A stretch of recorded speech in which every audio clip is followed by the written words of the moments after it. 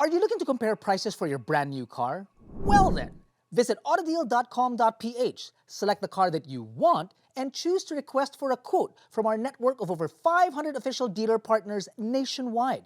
Within minutes, you'll start receiving offers from the dealers you've selected. All that's left is for you to select the deal that's best for you. Get the best deal on AutoDeal.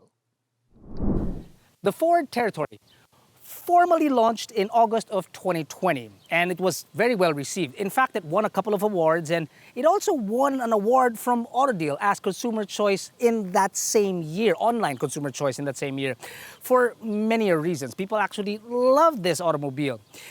It's been about a minute, and Ford figured it's time for an upgrade, which it's finally here.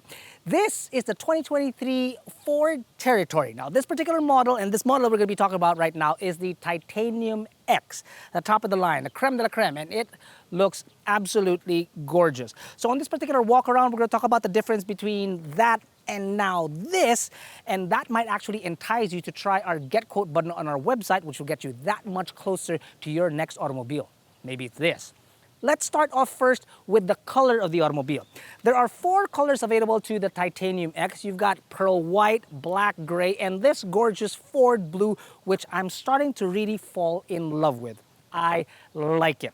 Let's get to the meat of it, what's underneath. Underneath is going to be the same 1.5 liter that you're accustomed to, with a few upgrades. Those upgrades come in the form of power because it has more horsepower and torque than the previous model. It's got 158 horses and 248 newton meters of torque. And I can't wait to actually drive this automobile and see how it feels, how it responds, and whatnot, how it rides. Unfortunately, this is going to be a very quick walk around. We don't have the permission yet to take this automobile out and actually give you our feedback. So we'll save that when we do a proper behind the wheel, which will ask you now if you can subscribe to our channel so that you don't miss out on a thing. To continue with the automobile, oops, I didn't close it properly. We got to do that again. Yabba-dabba-doo. Okay, up front, the front clip. Very different from the previous model because now the honeycomb grille is much larger than the previous model. What it does is that it brings the bumper much lower, and it actually makes it look more mature. It makes it actually look much larger. And it is, but I'll get to that a little bit later. So on the front clip, you've got your signature DRLs found up on top. Your headlamps are found down below. This right here is your headlamp, this is your fog lamp, and it is an all LED affair. With some chrome accents up front, mind you. That's not the last of the chrome. There's even more on the sides. 19-inch wheels that are actually quite fetching, wrapped in 50 series tires that are 235 millimeters wide. I like it. Disc brakes up front and at the rear. 190 millimeters of ground clearance. This nice accent piece here that accents, or rather accentuates the ground clearance. And then more chrome on the sides in the form of the door handles and the sill around the windows. Just silver up on top for the roof rails. On the side mirror, you will find your repeaters and a camera as well, which is part of the 360-degree. But there's also puddle lights that come on when you open the door.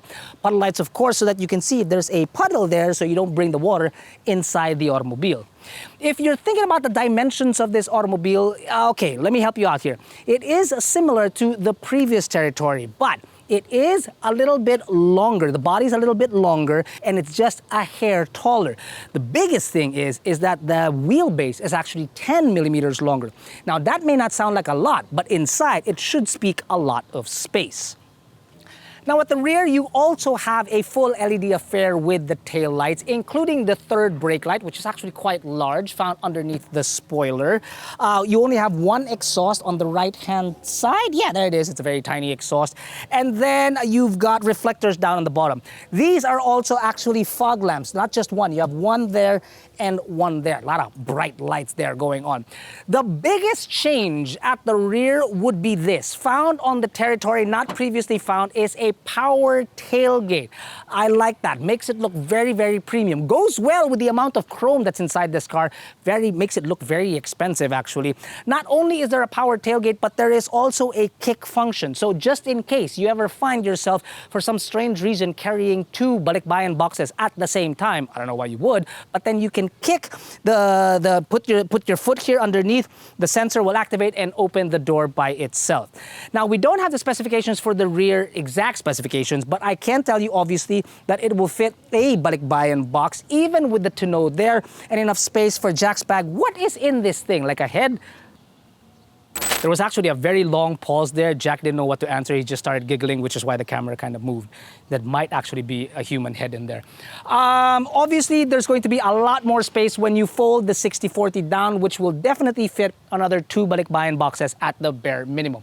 This power door, though, I do appreciate that. Very premium. And it's got the same sounds, too, that you will find in other Ford products when you close that door. I like that. Let's quickly get inside to the rear seat, shall we? When you get inside, the color scheme, the seats, you've got this particular color right here is like a light black, which is essentially a gray. And this right here is a dark white, which again is essentially a gray.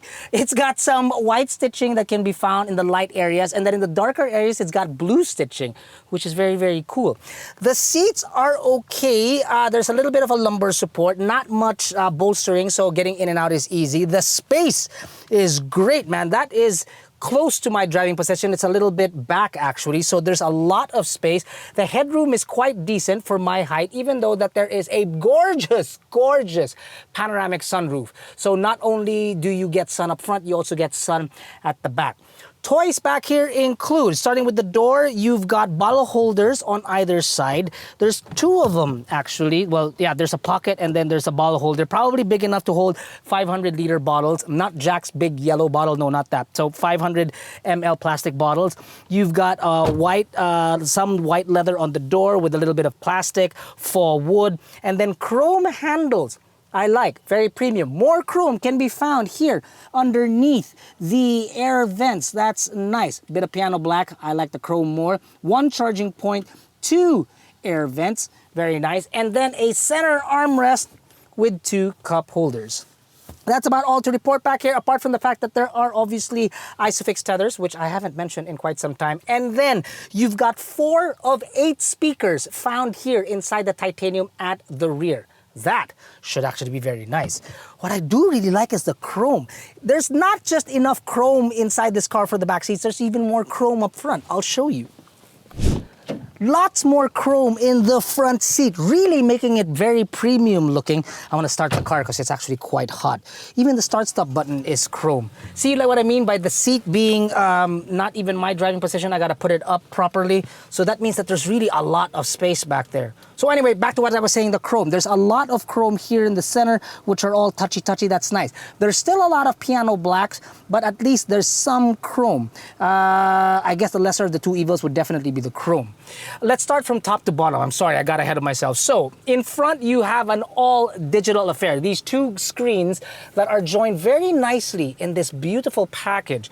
Large screens, mind you. You have a large screen as your instrument cluster. Again, all digital. And then your touchscreen infotainment system, which has Apple CarPlay and Android Auto, which are both wireless, and I absolutely love. And of course, this screen doubles as your reverse camera with a 360-degree view. I like that very much. You can go 2D, you can go 3D. It's not working because the door is open. That's why. Okay, put it back to park. Your air controls are found down below. They may not be physical buttons, but there is a haptic feel to it, which means that when you touch it, there's a slight vibration, which is nice. Jack is being a little bit prissy, and he says that he still wants a physical air control button, and I get it, but this is actually, for me, it's a good midway point. You don't have your electronic shifter anymore, so to speak. Now it is a turn knob. So from park, rear drive, and whatnot, reverse drive and low gear. Not to be confused with Iron Man's heart. He doesn't have one. This thing does, apparently. And then you have a physical volume button, which is found right here. Very nice. Very nice. You like it, Jack. Okay, Jack likes that because it's a physical button. On the steering wheel, you have your cruise control and your controls, obviously, for your infotainment. No paddles. So the biggest things inside this particular automobile for the front would be the all-digital affair, which is huge, by the way, because it's like a 12.3 inch. You've got the panoramic roof. You've got, oh, I forgot to mention, you've got a wireless charger, by the way, found right there, which is big enough for almost all phones, even a phablet. What do you call those things? Phone, it's a phone. Phablet. There you go. Phonelet. And then a pretty large box here too. Look at that. That's pretty deep. You can fit Earl's ego in there. No, maybe that's not big enough to fit Earl's ego. And more chrome on the dash right there. So really, without telling you how the car drives, how it feels on the road, how good the suspension is, because again, we're saving that for behind the wheel, I can confirm to you two things. Number one is that it's available starting today at the launch of this video. And number two is the price. Oh, I forgot to turn the engine off. Whoops. The model range of the Ford Territory starts at just a little above 1,300,000 Philippine pesos. But this Titanium X comes in at 1,599,000 Philippine pesos. Now, we have our thoughts about that price and about all the goodies that comes with it, but we'd like to know your thoughts. So let us know in the comments down below. If you'd like to see it in the flesh before you do comment, head on over to the 2023 MIAS, or the Manila International Auto Show, which is happening this weekend, so which I'm sure that this car will definitely be featured, if not actually launched at that venue. Get inside the automobile, touch it, feel it, let us know in the comments below, and then when you finally decided that this is the car for you, I implore you to head on over to AutoDeal.com.ph and try our Get Quote button, which is absolutely free, which will get you in touch with all the dealers nationwide that will carry this car starting right now. Take care, everyone. Stay safe. We'll see you soon.